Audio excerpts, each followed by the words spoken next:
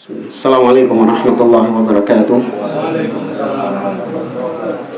Innal hamdalillah nahmaduhu wa nasta'inuhu wa nastaghfiruh wa na'udzu billahi min shururi anfusina wa min sayyiati a'malina. Man yahdihillahu fala mudhillalah wa man yudlil fala hadiyalah. Wa ashhadu an la ilaha illallah wahdahu la syarikalah wa ashhadu anna Muhammadan abduhu wa rasuluh. Ya ayyuhalladzina amanu taqullaha haqqa tuqatih wa la tamutunna illa wa antum muslimun.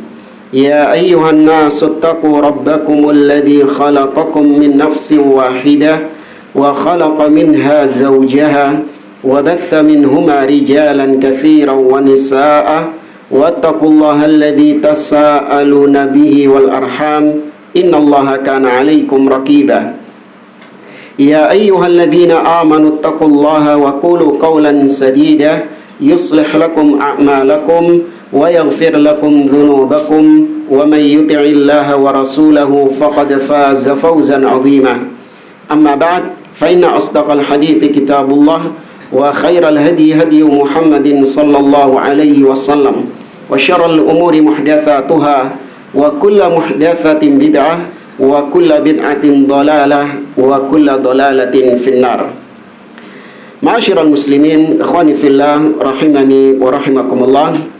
Alhamdulillah, segala puji bagi Allah Subhanahu wa taala yang atas limpahan nikmat dan taufiknya kita dipertemukan kembali oleh Allah di majelis yang mulia ini untuk melanjutkan pembahasan kitab Hirasatut Tauhid oleh Al-Allamah Abdul Aziz bin Abdullah bin Baz rahimahullahu ta'ala. Pada pertemuan malam hari ini kita masuk ke pembahasan terakhir, ya, bab yang terakhir dari kitab ini, yaitu dalam format soal jawab. Judulnya As'ilatun 'alal aqidah wa ajwibatuha. Pertanyaan-pertanyaan seputar akidah beserta jawabannya. Langsung saja, as-su'alul awal, pertanyaan pertama.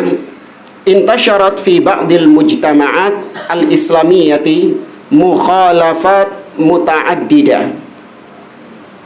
Telah tersebar di sebagian masyarakat Islam mukhalafatun muta'addidah, penyimpangan-penyimpangan yang beragam-ragam.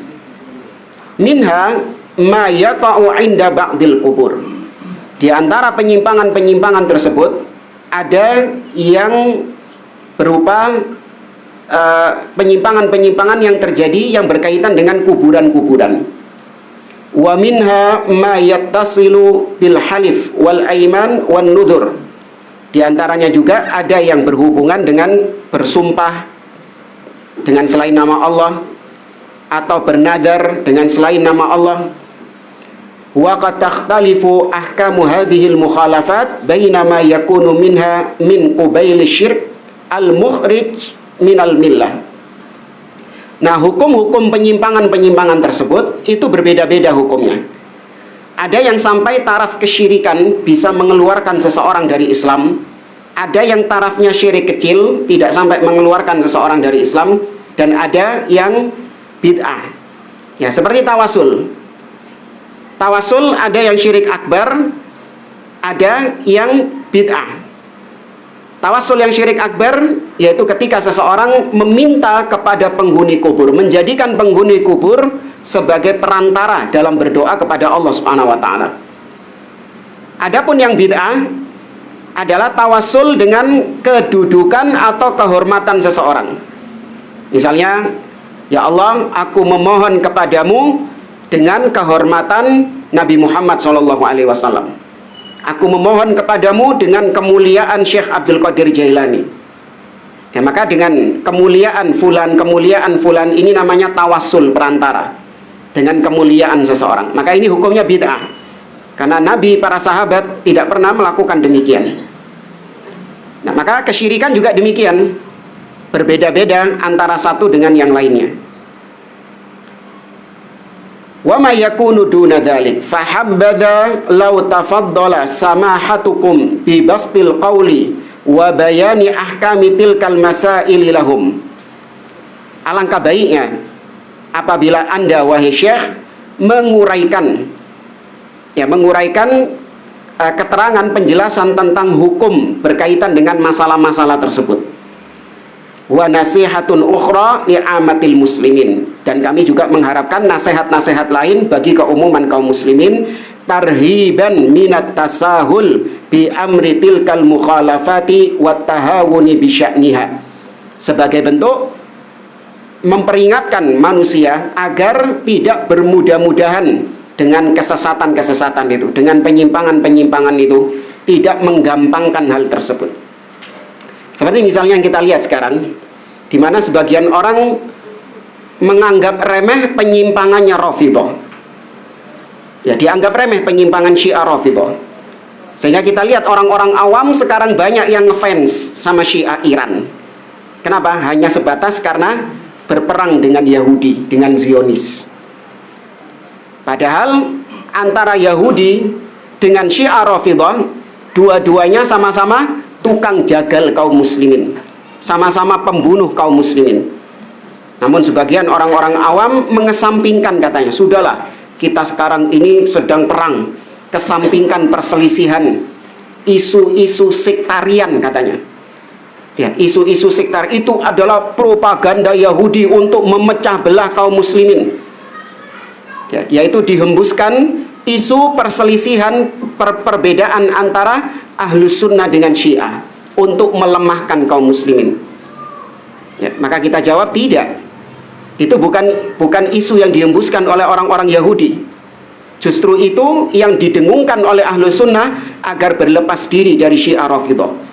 Tidak mau bersatu dengan orang-orang yang mengkafirkan para sahabat, yang punya segudang akidah sesat, yang punya segudang kesyirikan. Nggak mau kita bersatu dengan orang-orang demikian.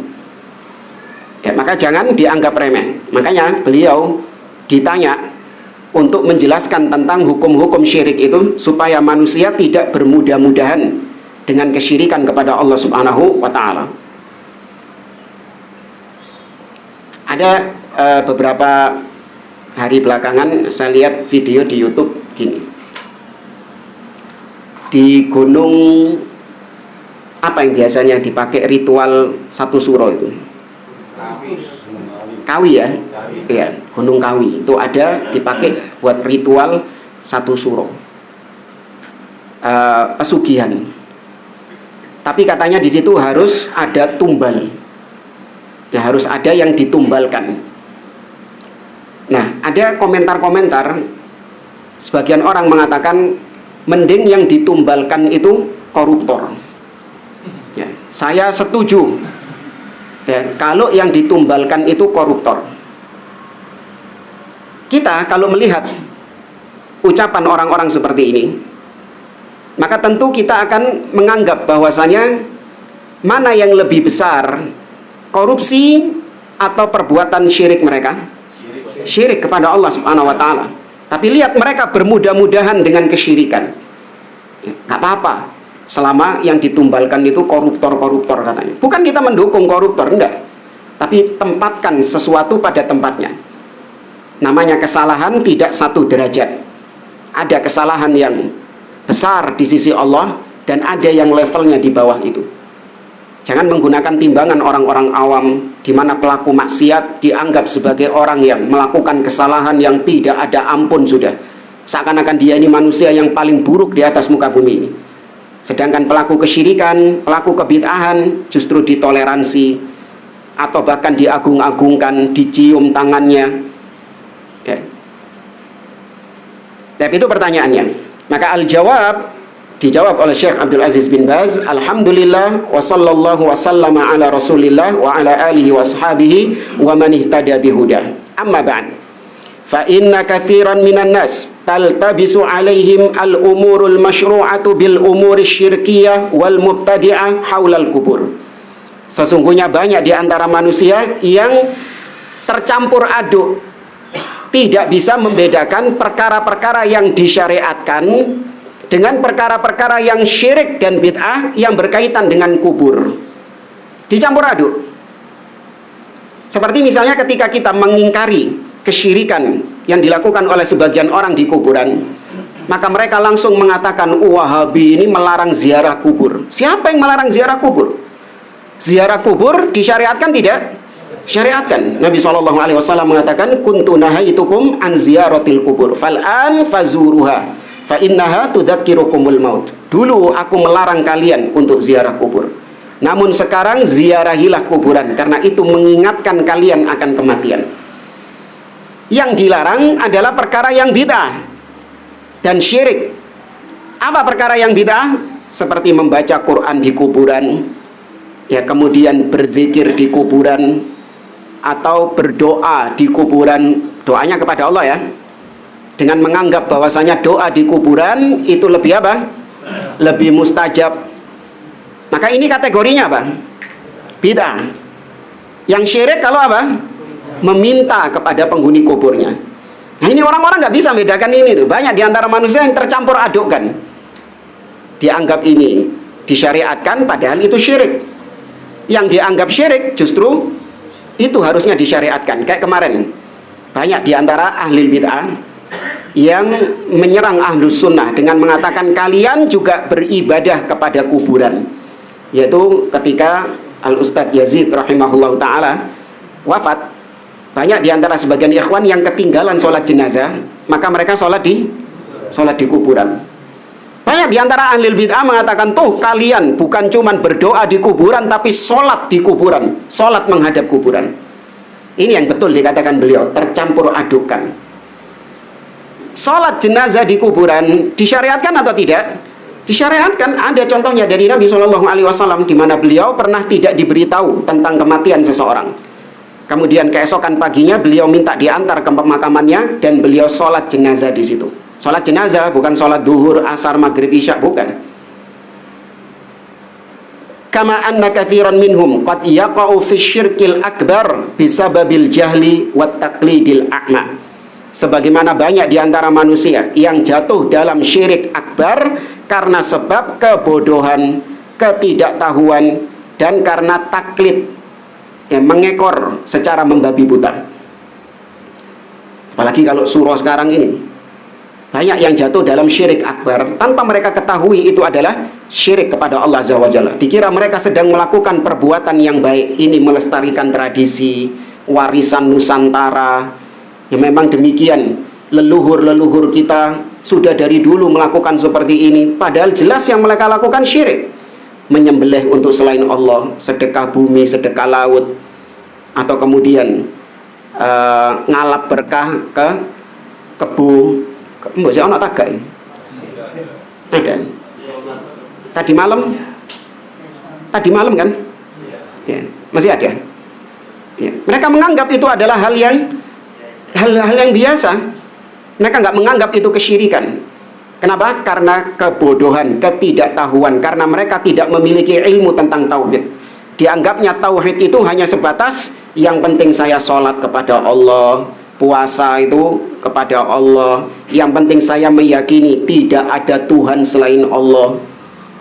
Mereka hanya memahami syirik itu kalau nyembah berhala, syirik itu kalau sujud kepada patung. Apa cuman itu syirik itu? Tidak.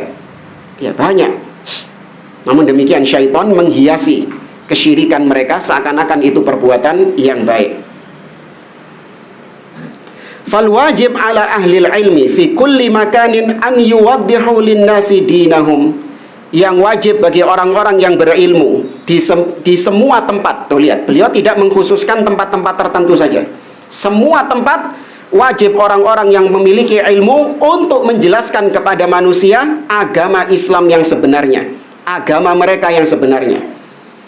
Di sini apalagi di negeri kita menunjukkan dakwah tauhid ini urgent atau enggak? Sangat urgent. Maka saya nggak habis pikir kok bisa ada dai-dai yang mengesampingkan dakwah tauhid, yang bukan menjadikan dakwah tauhid sebagai prioritas utamanya. Dakwah tauhid hanya dijadikan sebagai sampingan saja. Lah, umat ini butuh dijelaskan tentang hakikat tauhid yang sebenarnya. Mereka perlu diperingatkan dari kesyirikan kepada Allah Azza wa Jalla. Banyak yang masih belum tahu tentang syirik, banyak yang belum tahu tentang tauhid. Ya, baik yang sudah ngaji ataupun yang belum ngaji. Banyak yang masih ngeblur tentang masalah tauhid ini. Makanya terus diulang-ulang. Ya, antum yang sudah ngaji jangan juga belenger. Tauhid mana? Tauhid mana? Emang ada jemaah. Ya, kita pernah diundang kajian. Tanya, Ustaz temanya apa Ustaz? Ya, temanya tentang hakikat tauhid dan bahaya syirik. Kata panitianya, oh sudah sering Ustaz. Ya, sudah sering. Tema lain nggak ada tahu Ustaz. Ini bentuk meremehkan tauhid. Kalaupun sudah sering, tetap diapakan? Tetap digembleng, diulang-ulang. Siapa kita jika dibandingkan sahabat Nabi SAW? Bahkan jika dibandingkan Rasul, sahabat Nabi, yang notabene mereka ini sudah matang tauhidnya, di mana Nabi 5 hari sebelum beliau wafat. Ya, Nabi SAW sebelum 5 hari sebelum Nabi wafat, Nabi masih tetap memperingatkan para sahabat dari kesyirikan. Nabi mengatakan, ala innaman kana qablakum ittakhadhu qubura anbiya'ihim masajid. Ala fala tattakhidul qubura masajid fa inni anhaakum an dzalik. Ketahuilah, umat-umat sebelum kalian menjadikan kuburan nabi-nabi mereka sebagai masjid. Maka janganlah kalian menjadikan kuburan sebagai masjid, karena aku melarang dari hal tersebut. Ini diucapkan 5 hari sebelum beliau wafat. Kira-kira sahabat 5 hari sebelum Nabi wafat itu tauhidnya masih setengah-setengah atau wis mateng? Sudah mateng luar biasa. Ya, 23 tahun digembleng sama Nabi SAW. Maka tentu tauhid mereka sudah matang. Namun Nabi tetap tidak bosan-bosannya memperingatkan mereka dari kesyirikan kepada Allah. Ya, maka aneh sekali lagi kalau ada dai-dai yang tidak memprioritaskan dakwah tauhid dengan alasan ini strategi dakwah. Ya, ini alasan-alasan dari syaitan juga ini. Ya, untuk strategi dakwah maka kita kesampingkan dakwah tauhid. Yang penting kita ini membaur dulu sama masyarakat, bikin supaya orang-orang itu senang, nyaman gitu. Karena dakwah tauhid ini bisa membuat orang-orang lari, bisa membuat orang-orang lari dari dakwah. Maka kita jawab, maka seorang dai jalankan saja sesuai dengan apa yang Allah perintahkan, yaitu dakwah tauhid. Jalankan saja dakwah sebagaimana Nabi SAW berdakwah pertama kali, yaitu tauhid. Adapun respon manusia di tangan siapa? Tangan Allah Subhanahu wa taala.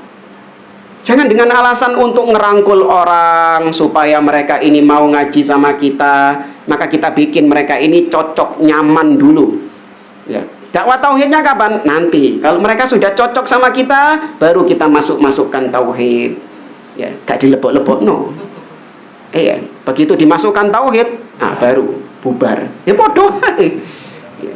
Ada lagi yang lebih mengedepankan meraih kekuasaan. Ikhwanul muslimin.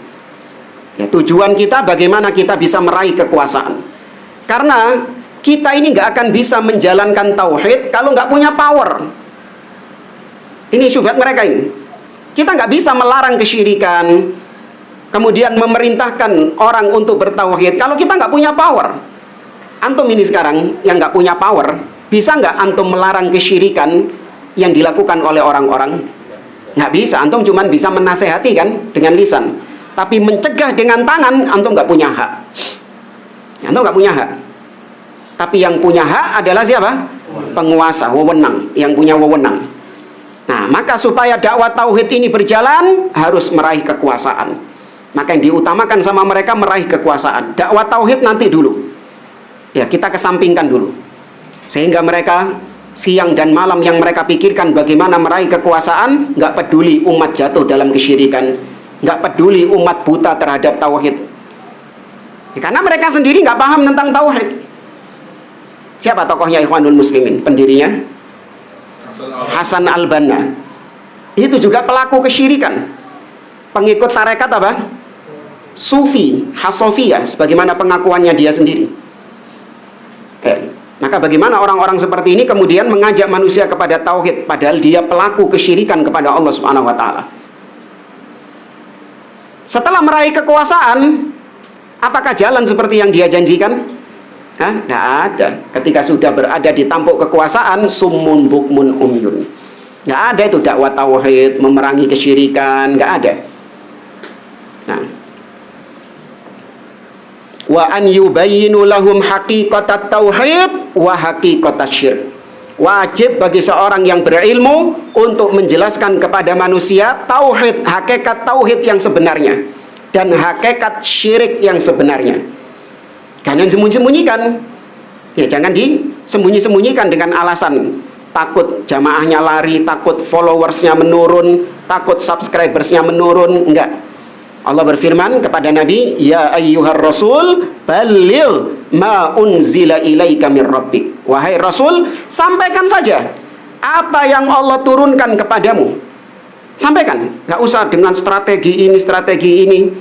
Akhirnya kau mengesampingkan dakwah tauhid. Strategi dakwah boleh, namun bukan berarti strategi dakwah menghilangkan esensi utama daripada dakwah itu. Enggak. Ya, betul, strategi dakwah kita pilih bahasa yang cocok. Ya, untuk mungkin orang-orang tua kita sampaikan dengan bahasa-bahasa yang mudah dimengerti sama mereka. Ya, untuk yang muda-muda, apalagi yang sudah belajar bahasa Arab, maka kita sampaikan dengan bahasa Arab, tidak kita terjemahkan misalnya. Nah, itu metode strategi dalam berdakwah bisa. Boleh. Tapi kalau strategi dakwah dengan cara meninggalkan esensi dari dakwah itu, yaitu tauhid, maka ini bukan strategi dakwah yang hak. Itu adalah tipuan dari syaitan. Kama yajibu ala ahlil ilmi an yuwaddihu linnas wasaila syirk wa anwa'al bid'ah al-waqi'ah bainahum.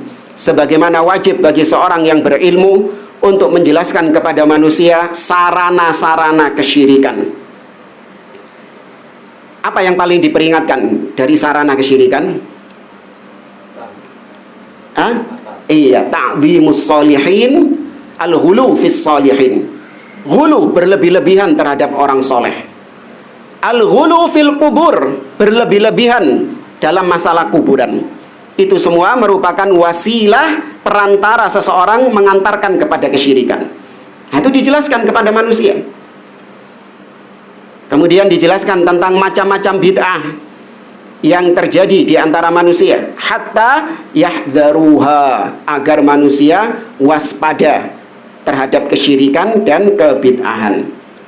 Liqaulillahi ta'ala, sebagaimana firman Allah dalam surat Ali Imran ayat 187, wa id akhadallahu mitsaqal ladzina utul kitab latubayyinunnahu linnasi wa la taktumuna.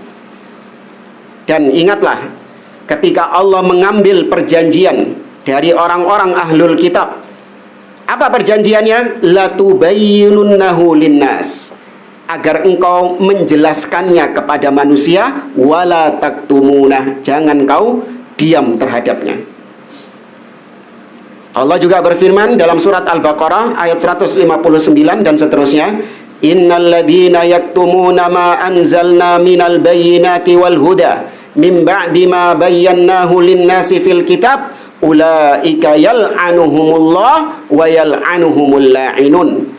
Sesungguhnya orang-orang yang diam menyembunyikan apa yang kami turunkan dari keterangan-keterangan, dari petunjuk-petunjuk, setelah kami jelaskan kepada manusia di dalam kitab, tapi disembunyikan, maka mereka itulah orang-orang yang dilaknat oleh Allah dan dilaknat oleh orang-orang yang melaknat. Illalladzina tabu wa aslahu wa bayyanu, kecuali yang bertaubat dan memperbaiki dan menjelaskan. Itu tobatnya. Jadi nggak cukup orang-orang yang diam terhadap kesyirikan cuman bertobat kepada Allah. Enggak. Cara tobatnya adalah dengan dia menjelaskan tauhid, ya, menjelaskan apa yang selama ini dia diam. Faulaika atubu alaihim, maka mereka lah orang-orang yang aku terima taubatnya. Wa ana tawwabur rahim, dan aku adalah maha penerima taubat dan maha penyayang. Wa qala Nabi sallallahu alaihi wasallam, dan Nabi sallallahu alaihi wasallam bersabda, man dalla ala khairin falahu mithlu ajri fa'ilihi. Barang siapa yang menunjukkan kepada kebaikan, ya, barang siapa yang menunjukkan seseorang kepada jalan kebaikan. Jalan kebaikan ini tolak ukurnya apa? Kitabullah dan sunnah, bukan jalan kebaikan menurut hawa nafsu. atau jalan kebaikan yang dianggap baik oleh masyarakat. Tidak. Terkadang apa yang dianggap baik oleh masyarakat justru itu keburukan.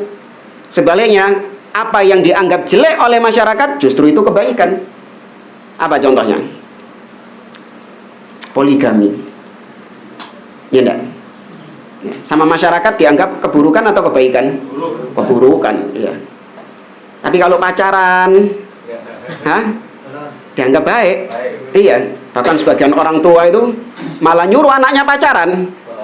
Iya, endi le, gendaanmu le. Iya. Kenal nonang ibu le gitu. Kok nggak dikenalkan ke ibu gitu. Malah disuruh pacaran. Naudzubillah. Karena itu dianggap sebagai hal yang baik. Maka tolak ukurnya bukan masyarakat.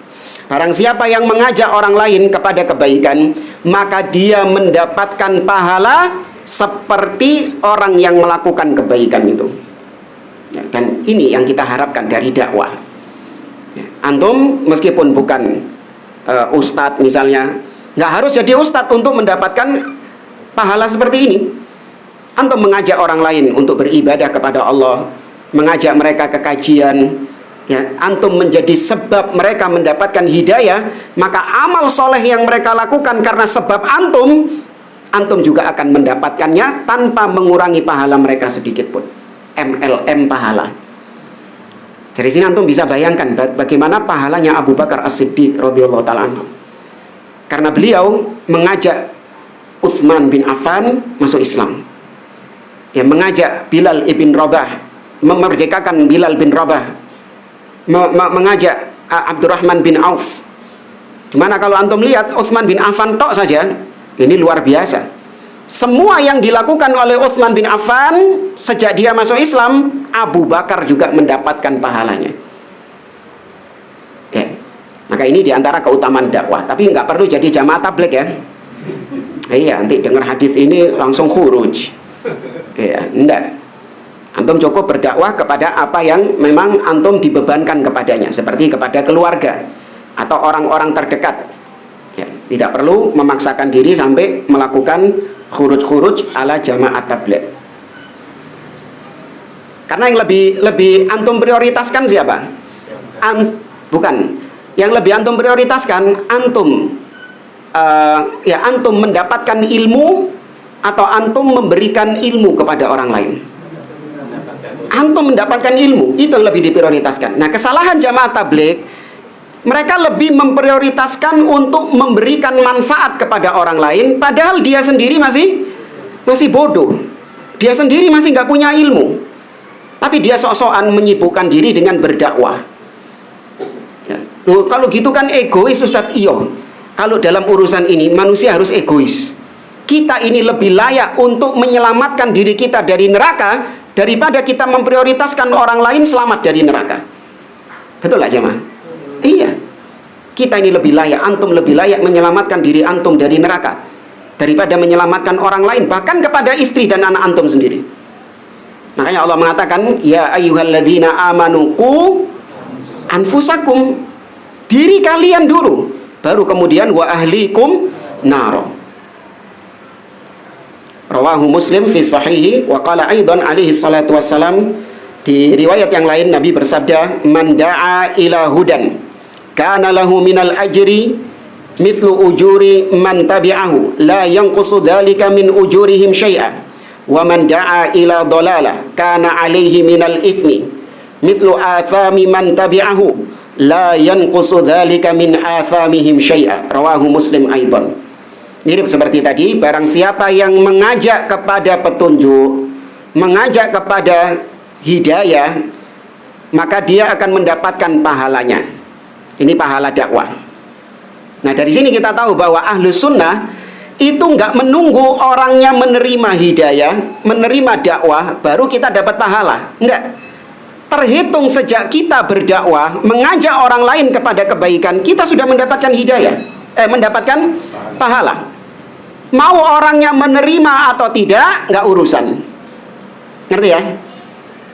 Jadi jangan dianggap sia-sia. Oh, percuma Ustaz ngandani fulan itu angel. Iya. Ya, percuma, rugi saya mendakwai fulan ini. Enggak rugi. Sudah mendapatkan pahala dari Allah Subhanahu wa taala. baru mendapatkan bonus ketika orangnya menerima dakwah antum. Nah, itu baru bonus. Kata Nabi, dia akan mendapatkan pahala seperti pahala orang yang mengikuti dakwahnya itu, yang mengikuti seruannya itu. Nanti orang itu berdakwah kepada orang lain berdakwah kepada orang lainnya, terus MLM pahala. Tapi kata beliau, tidak mengurangi pahala mereka sedikit pun. Sudah, antum nggak usah bingung hitung-hitungan nih. Ya, ini saya punya murid 2. Nah, murid saya ini punya murid lagi 4. Nah, ini 4 murid punya murid lagi. Dihitung piro pahalaku. Nggak usah, sudah. Ya, Allah Subhanahu wa taala pasti akurat, nggak akan mungkin keliru, meleset. Namun sebaliknya, waman da'a ila dolalah. Namun barang siapa yang menyeru, mengajak kepada dolalah. Di antara dolalah itu apa? Yang Nabi sebutkan, wa kulla bid'atin dolalah. Ya, di antara kesesatan adalah bid'ah. Maka barang siapa yang mengajak kepada kesesatan, di antaranya bid'ah, maka dia akan mendapatkan dosanya dia. Dan dosa orang-orang yang mengikutinya tanpa mengurangi dosa mereka sedikit pun. Jadi kalau ada seorang dai, seorang ustadz menyebarkan kesesatan, bid'ah, mengajak orang kepada kesesatan, seperti misalnya seorang ustadz mengatakan kepada para jamaahnya, wahai para jamaah, ketahuilah bahwasanya khalifah setelah Nabi SAW adalah Ali bin Abi Thalib. Ya, sesungguhnya Abu Bakar dan para sahabat telah merampas kekhalifahan Ali bin Abi Thalib. Ya, maka jamaahnya tadi sesat kabeh. Kan gitu kan? Jamaah tadi yang mempercayai ucapan sang ustadz ini, sesat mereka. Maka kesesatan, dosa kesesatan jamaahnya ini juga didapatkan oleh siapa? Ustadznya. Bukan berarti ustadznya yang menanggung, terus jamaahnya nggak dosa, nggak. Jamaahnya tetap mendapatkan dosa. Ustadznya juga mendapatkan dosa sebanyak jamaah yang dia sesatkan itu. Nanti pulang ke rumah, dibilangkan kepada keluarganya, istri anaknya, sesat pisan istri anaknya. Maka ustadznya juga dapat dosa istri dan anaknya itu. Terus MLM dosa.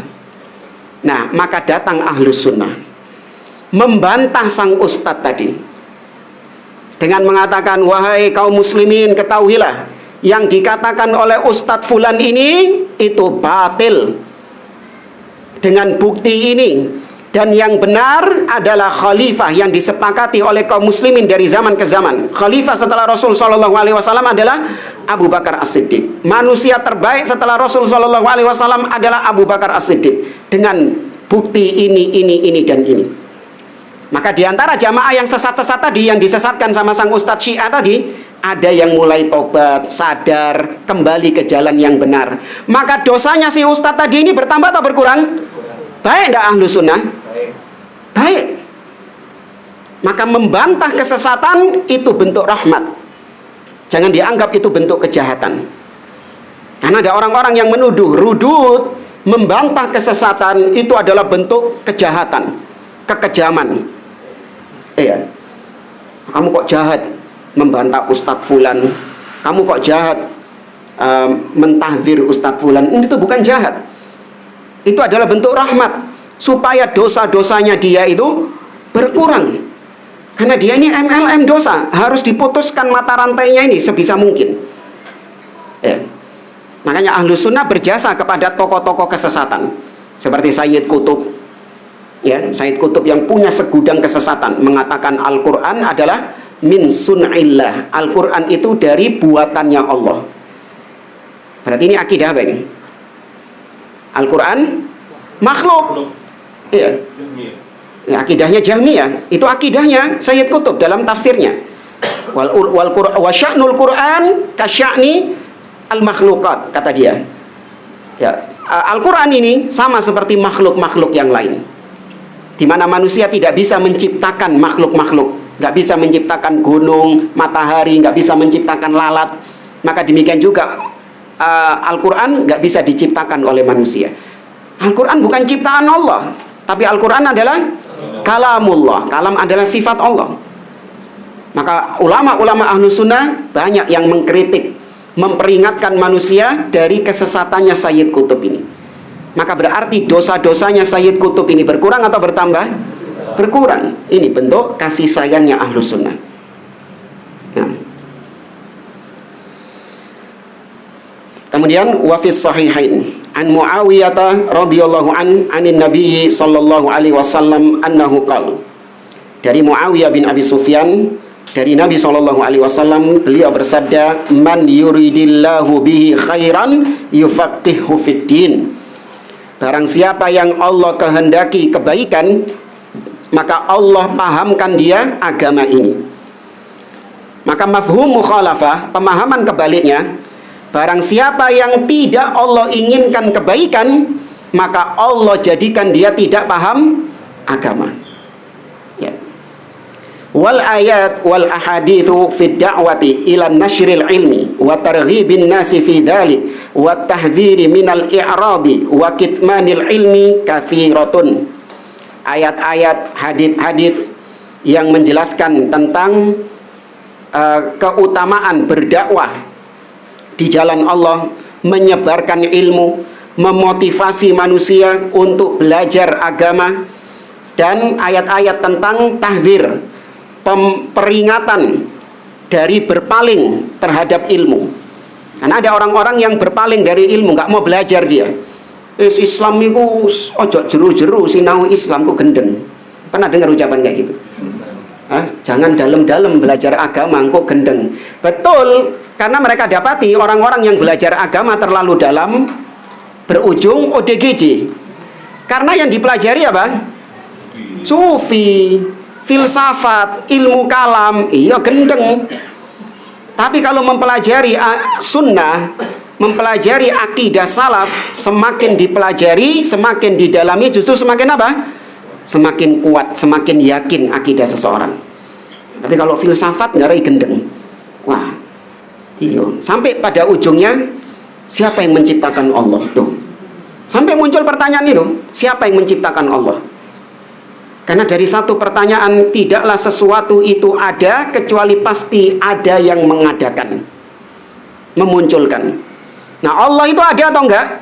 Ada. Siapa yang mengadakan? Sampai pada kesimpulan itu. Jaham bin Safwan 40 hari nggak sholat. 40 hari nggak sholat karena bingung dengan Tuhannya. Gara-gara tadi memperdalam ya ilmu-ilmu kalam atau ilmu-ilmu filsafat. Maka kita peringatkan, jangan sampai kaum muslimin berpaling dari ilmu. Tentunya ilmu yang bersumber dari kitabullah, dari sunnah Nabi SAW dengan pemahaman as-salaf. Dan juga peringatan dari menyembunyikan ilmu. Ya, tidak boleh ilmu disembunyikan. Ya, ditampakkan. Makanya kajiannya ahlu sunnah itu terbuka untuk umum. Ya, tidak ada kajian ahlu sunnah yang tertutup. Ya, kata Umar bin Abdul Aziz rahimahullah ta'ala, ya, idza ra'aita man yatanajawna fi amri dinihim fa'lam annahum ala ta'sisid dhalalah. Ketahuilah apabila kau dapati ada sekelompok orang, ya, idza wajadta qauman, kau dapati sekelompok orang yatanajawna fi amri dinihim, mereka berbisik-bisik dalam urusan agama, membahas agama tapi bisik-bisik gitu loh. Maka ketahuilah mereka sedang menggagas kesesatan. Ya, mereka sedang menggagas kesesatan. Maka nggak boleh ya pengajian tertutup, ya hanya untuk kalangan tertentu, untuk kalangan yang berduit misalnya, apalagi ditiketkan sekian juta dan seterusnya. Ini bukan termasuk jalannya ahlu sunnah. Ahlu sunnah itu menyebarkan ilmu. Semua berhak untuk mendapatkan ilmu. Yang kaya, yang miskin, yang tua, yang muda, semua berhak mendapatkan ilmu. Ya, tidak dikhususkan kepada kaum tertentu. Yang boleh adalah membagi jenjang ilmu.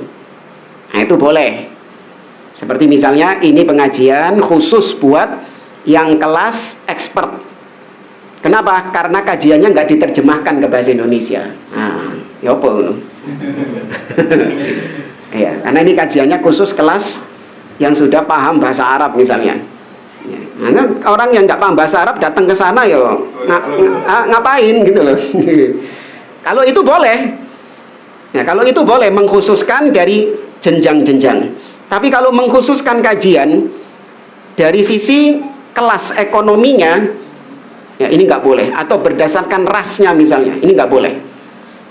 Ya, itu termasuk mengkotak-kotakkan kaum muslimin. Kemudian kata Syekh, amma ma yaqa'u indal kubur min anwa'i syirki wal bid'ah fi buldanin katsiratin fahuwa amrun ma'lum. Adapun apa yang terjadi di kuburan-kuburan dari berbagai macam kesyirikan-kesyirikan dan bid'ah-bid'ah di berbagai negeri-negeri, itu sudah perkara yang dimaklumi, diketahui. Hampir di semua negeri berarti terjadi merata. Ya, kecuali di Saudi. Kita lihat pemerintah Saudi memang nggak membolehkan ada kuburan-kuburan yang dibangun, diagungkan, dikeramatkan, nggak ada. Makanya antum kalau pernah ke Baqi', kuburan Baqi' di Madinah, di situ ada di depan-depannya itu di awal-awal ada seperti bekas bangunan puing-puing yang sudah dihancurkan. Itu dulu dikenal sebagai makam yang dikeramatkan oleh orang-orang Syiah Rafidhah. Ada kubahnya, ada menara-menaranya, iya. Kemudian dihancurkan bangunan kuburan itu, bangunan-bangunannya itu. Sehingga ini yang membuat geram para ubadul kubur, para penyembah-penyembah kubur. Ya, Saudi dianggap menghancurkan situs-situs sejarah katanya. Bukan sejarah, itu syirik. Umar ibn Khattab menebang apa?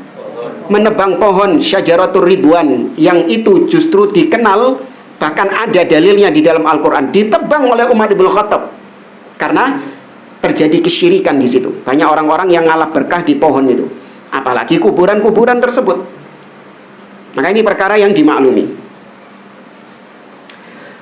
Wa jadirun bil inayati wal bayani wat tahdhiri minha, maka layak, cocok, karena banyaknya kuburan-kuburan yang dikeramatkan di negeri-negeri kaum muslimin, banyaknya kesyirikan di kuburan, maka cocok, pas, ya jadir apabila kita memberikan perhatian kepada masalah ini, apabila kita jelaskan masalah ini, dan layak untuk kita peringatkan manusia tentang hal ini. Famin dzalika du'a'u ashabil kubur wal istighatsati bihim.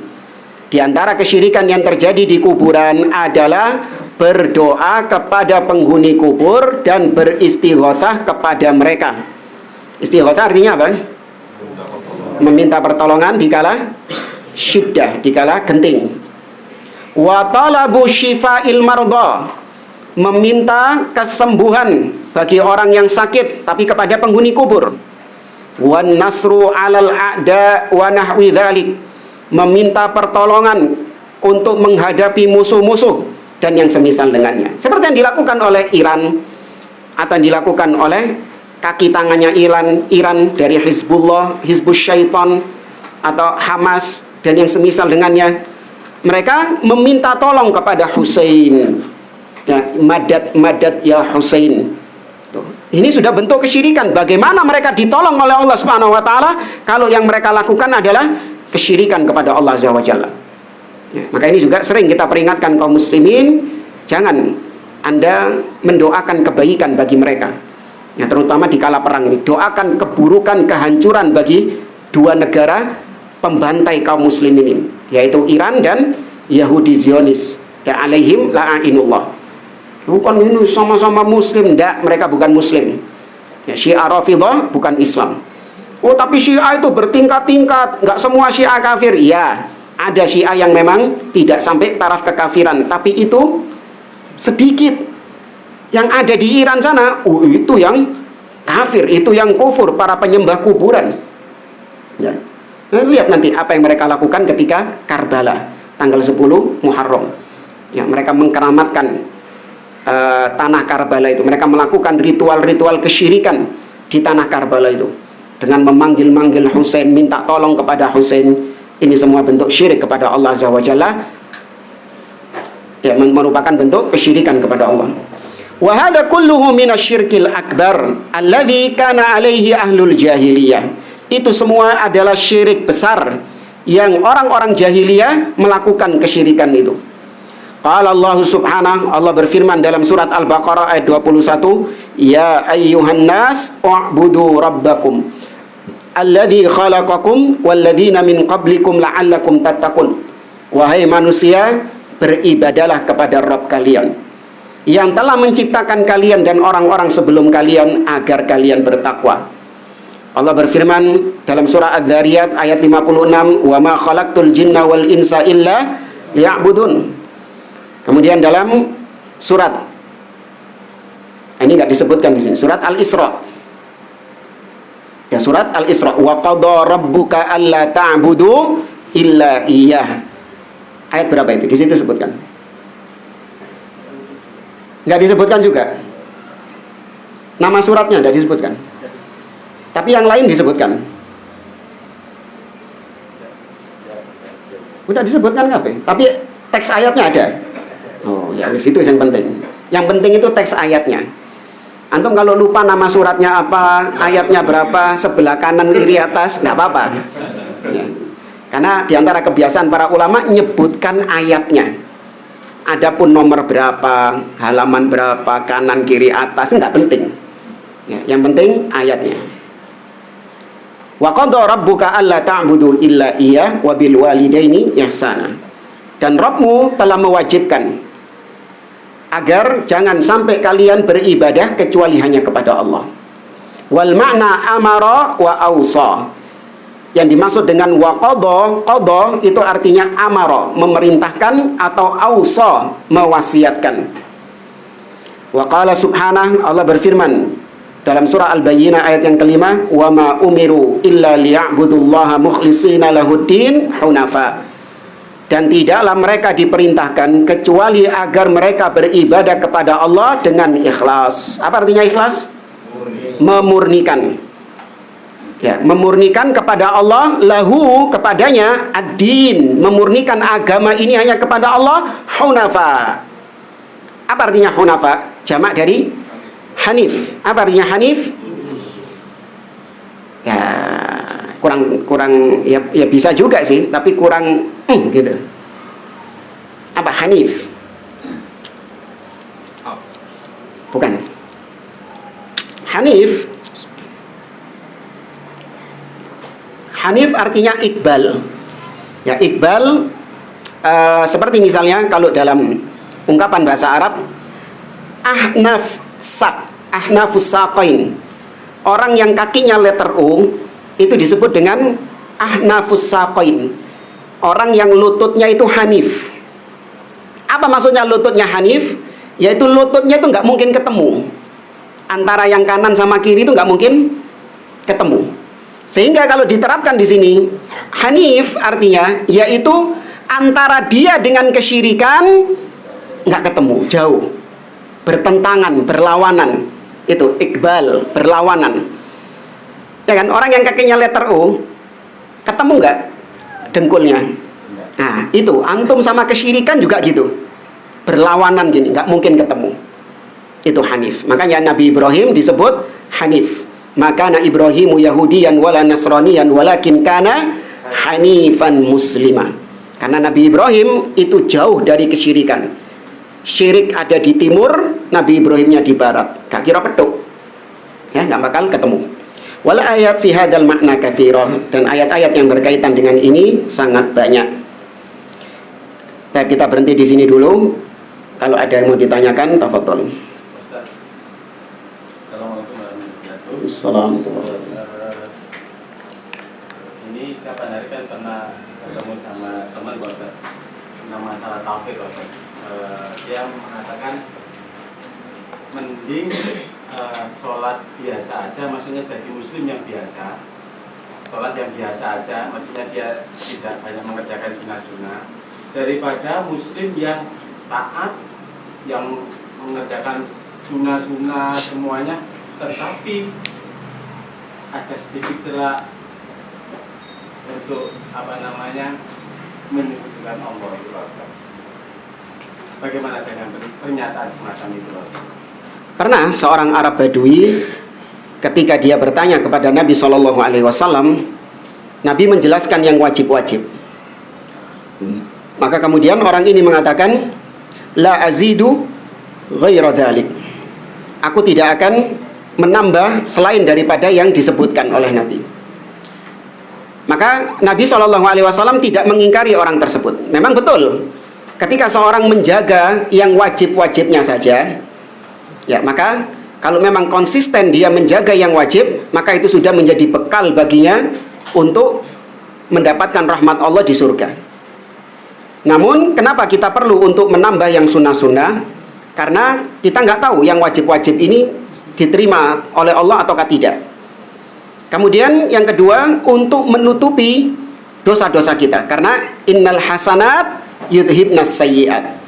Namanya kebaikan itu akan menghapuskan kejelekan-kejelekan, keburukan-keburukan. Nah, kita sadar bahwa kita ini manusia yang banyak berbuat dosa. Maka kita perlu amalan-amalan sunnah yang bisa untuk menggugurkan, menghapuskan dosa-dosa itu. Jadi secara asal ucapan tadi ada benarnya. Tapi kalau itu dipakai untuk menggembosi orang-orang yang ingin mengerjakan yang sunnah, menambah yang wajib dengan yang sunnah, dengan alasan nanti ada celah riya. Celah riya ini kan sesuatu yang masih tidak pasti, ya kan? Sesuatu yang tidak pasti. Jadi jangan seperti orang-orang yang mengatakan gak usah kaji lah, atau jangan sholat di masjid, sholat di rumah saja.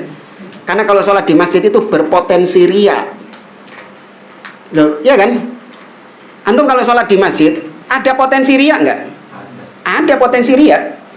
Ya, tapi kalau sholat di rumah, oh terjaga keikhlasannya, ya kan? Nah, itu jebakannya syaitan.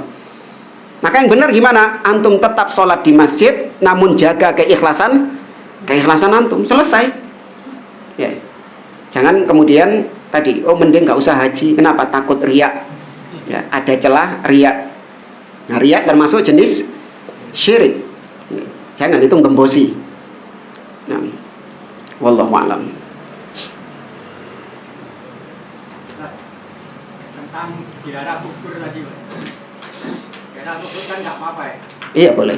Terus apa yang baik dilakukan di ziarah kubur? Mendoakan Yang mati. Mendoakan yang meninggal dan mengingatkan kita akan kematian. Ya, jadi Nabi mengajarkan doa masuk kubur. Ya, assalamualaikum ya ahlad diyar minal muslimina wal mu'minin. Nas'alullaha lana walakumul afiyah wa nahnu insyaallahu bikum lalahiqun. Ya, semoga keselamatan atas kalian wahai penghuni kubur dari kalangan kaum muslimin. Karena kita nggak boleh mendoakan orang-orang kafir. Maka yang kita doakan hanya yang muslim saja.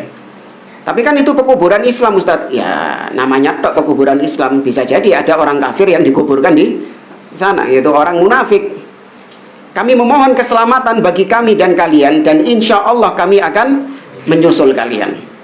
Ya, jadi tujuan ziarah kubur cuma dua: mengingatkan yang hidup akan kematian dan mendoakan yang mati. Tidak ada ketiga, baca Quran, ya, beber kloso, zikir, atau rujaan. Makan-makan Ada rujaan di kuburan. Makan bersama. Alhamdulillah. Oh no. Iya. Atau apa namanya, nyiram kembang, ya, nyiram air, ya ada. Ya, cukup dua itu saja. Antum doakan orang yang dikubur itu, dan antum mengambil ibroh dari kematian itu. Ya, pantengi kuburan itu. Ya, bayangkan kapan suatu saat cepat atau lambat aku akan mengalami seperti yang mereka alami.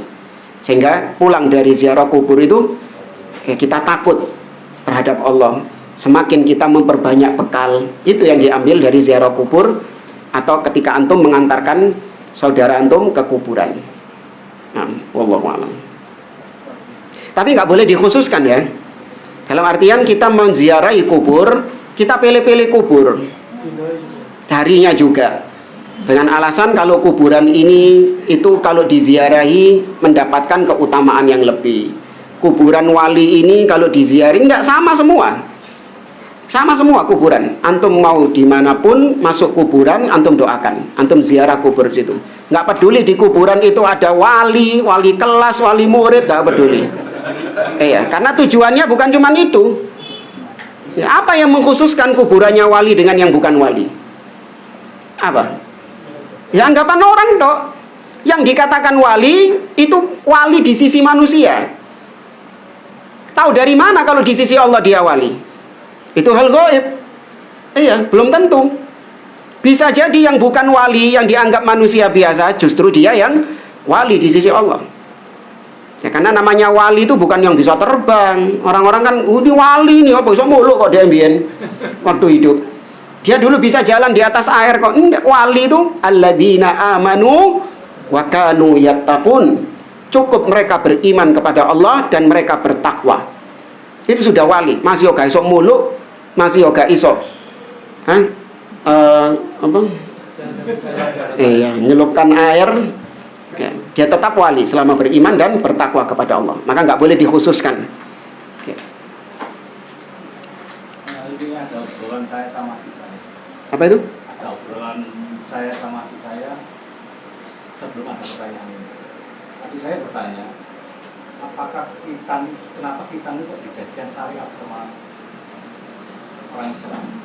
Terus saya bilang, syariat kan dari Nabi Ibrahim. Terus adik saya bertanya, ada hadisnya kan yang menyebutkan kalau Nabi dulu pernah khitan? Saya nggak bisa jawab. Apa khitan? Ya, Oh. saya nggak bisa jawab. Ya, secara asal bahwasanya semua yang disyariatkan Allah Subhanahu wa taala itu pasti ada hikmah. Baik kita ketahui hikmahnya ataupun tidak kita ketahui. Allah Subhanahu wa taala mengatakan wa asa an takrahu syai'a wa huwa khairul lakum wa asa an tuhibbu syai'a wa huwa syarrul lakum. Wallahu ya'lamu wa antum la ta'lamun. Bisa jadi apa yang menurutmu baik justru itu buruk. Bisa jadi yang menurutmu buruk yang kau cintai justru itu buruk buat kalian. Nah, syariat-syariat yang sebagian orang mungkin nggak tahu hikmahnya apa atau dianggap ini suatu keburukan, maka ketahuilah bahwasanya itu ada hikmah di balik itu. Syariat apapun, mau itu khitan, sholat, puasa, ya atau apapun dari hukum-hukum syariat, ada hikmah di balik itu. Terkadang kita tahu hikmahnya dan terkadang kita tidak tahu. Nah, tidak tahu ini bukan berarti nggak ada. Ada cangking awak dewe gak weruh. Saya kasih contoh. Ada seorang pasien datang ke dokter mengeluhkan sakit perut. Kemudian setelah diperiksa sama dokternya memutuskan untuk harus segera dioperasi. Usus buntu misalnya. Wah, harus dioperasi ini, segera ini. Maka orang tadi mengatakan, dok, sebentar dok, jelaskan kepada saya operasi itu bagaimana, apa, tujuannya apa operasinya ini. Dijelaskan sama dokternya. Wah, ya apa mudeng? Gak mudeng dok, gitu. Ketidakmudenganmu terhadap penjelasannya dokter bukan berarti nggak ada hikmahnya operasi itu. Apakah kemudian kau menolak operasinya gara-gara kau nggak tahu hikmahnya apa? Aduh dok, sepurane wis dok, kasih operasi dok. Kenapa? Saya nggak tahu hikmahnya ini apa ini. Iya, sampean jelaskan saya nggak paham. Terus gimana? Nggak jadi karena saya nggak tahu hikmahnya apa. Karena saya nggak tahu, saya anggap operasi ini sampean ini kalau hikmahi, nggak ada tujuannya. Memang nggak golek duit aja. Ya. Kata dokternya, lo, nek operasi mati lo kan. Ya pak, dia tetap operasi atau enggak? Enggak operasi, mati dia. Iya buntu ususnya. Iya buntu ususnya. Maka ketidaktahuan kita terhadap hikmah-hikmah syariat, maka itu tidak menunjukkan bahwa tidak ada hikmahnya. Ya, maka demikian juga khitan tadi. Ya, katakan kepada dia bahwasanya khitan diperintahkan, disunnahkan, maksudnya dicontohkan oleh Nabi SAW. Apapun yang disunahkan, dicontohkan oleh Nabi, maka itu bagian dari syariat Nabi Muhammad SAW. Yang kemudian terbukti secara ilmiah memang mendatangkan, memang ada hikmahnya. Ya kan, secara medis, penelitian medis juga ada hikmahnya. Bahkan itu dianjurkan oleh medis, khitan itu. Nah, wallahu a'lam.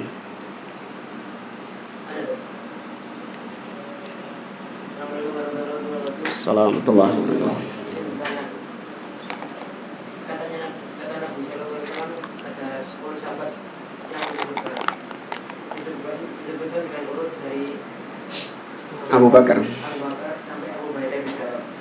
Kalau mana lihat di riwayat yang lain itu jadi 11 ditambah sama Umar bin Khattab. Riwayat yang menyebutkan 10 al-asyrah al-mubasysyaruna bil jannah itu riwayat-riwayat yang disepakati. Adapun yang lebih daripada itu maka dikembalikan kepada riwayat yang disepakati. Ini intinya yang muhkam. Sama seperti dua hadis tentang jariyah.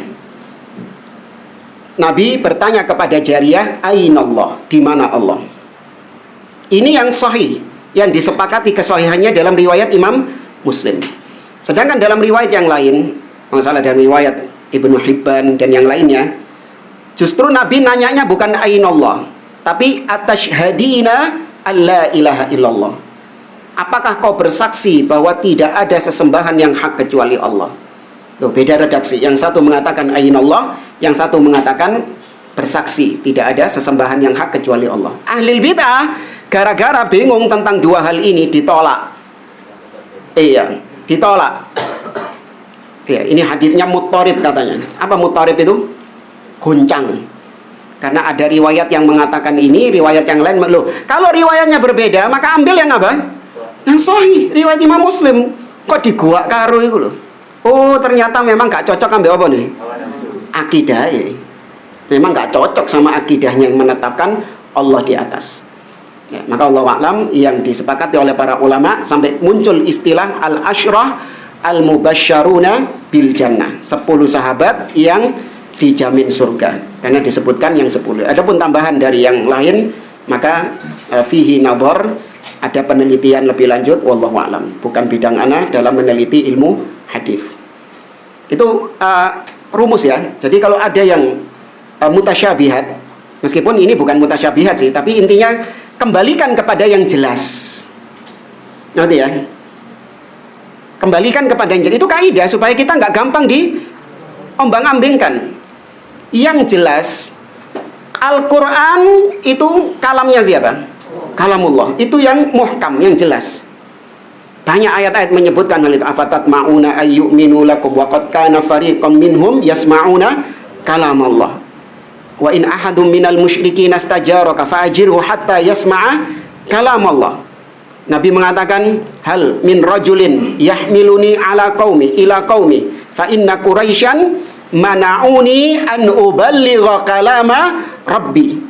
Apakah ada orang-orang yang melindungi aku, mengantarkan aku kepada kaumnya karena Quraisy mencegahku untuk menyampaikan kalamnya Rabbku, yaitu menyampaikan Al-Quran. Tapi ini jelas Al-Quran kalamullah.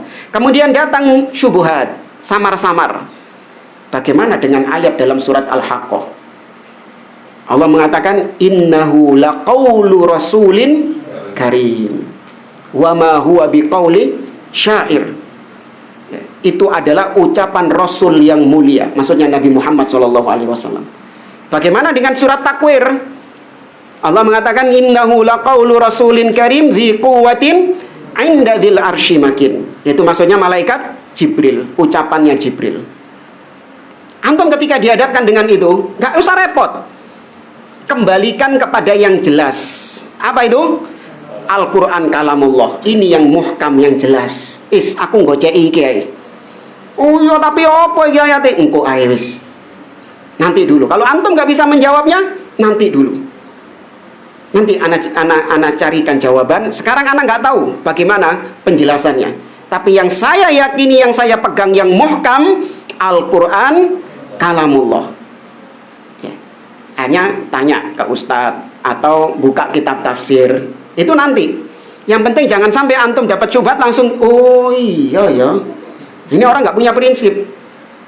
Ya. Al-Quran kalamullah. Al-Quran ucapannya Jibril. Oh iya, ini dalile. Ucapannya Jibril berarti. Oh ini Al-Quran ucapannya Nabi Muhammad. Oh iya, ini berarti sing bener. Ini aktsar tanakulan. Orang-orang yang nggak punya prinsip itu paling mudah apa? berpindah-pindah dari satu keyakinan ke keyakinan yang lain. Ya, nanti ono koncoe sapa maneh. Oh, yo iki sing tepak. Ya. Ono maneh menene koncoe teko maneh. Wah, iki sing tepak iki. Gitu. Terus seperti itu berpindah-pindah. Karena nggak punya apa? Prinsip. Ya. Allah di mana? Di atas. Itu yang prinsip, yang muhkam, dengan dalil-dalil yang banyak dan juga ijma' kesepakatan para ulama. Datang syubhat mengatakan bagaimana dengan firman Allah, wa huwa ma'akum aynama kuntum, dan dia bersama kalian dimanapun kalian berada. Jangan langsung pindah keyakinan. Oh iya ya, berarti Allah di mana-mana ya. Dalilnya jelas ini surat Al-Hadid. Iya. Enggak, katakan kepada dia, "Kak, Allah di atas." Ini yang muhkam, yang tak cekel. Tapi bagaimana menurutmu ayat ini? Engkau sih, nanti dulu tak takut nabi Ustaz. Saya nggak punya ilmu. Saya cuman pegangan gocean sama yang jelas, yang muhkam. Ya. Oh, ternyata dia bersama kalian di mana kalian berada. Itu bukan zat Allah. Karena konteksnya berbicara tentang apa? Ilmunya Allah. Ya. Berbicara tentang ilmunya. Ya'lamu ma yaliju fil ardi wa ma yakhruju minha wa ma yanzilu minas sama wa ma ya'ruju fiha wa huwa ma'akum aina ma kuntum wallahu bima ta'maluna basir. Konteksnya berbicara tentang ilmu, bukan tentang zat. Ah, baru antum bisa jawab. Paham ya? Jadi pelajari yang muhkam-muhkam ini. Ya, pelajari yang prinsip-prinsip ini. Sehingga antum dapat syubhat, itu tidak membuat antum tergoyahkan. Meskipun antum nggak bisa menjawabnya. Nah, saya kira ini insyaallah kita lanjutkan di pertemuan yang akan datang. Wallahu a'lam. Subhanakallahumma wa bihamdik, asyhadu an la ilaha illa anta astaghfiruka wa atubu ilaik. Assalamualaikum warahmatullahi wabarakatuh.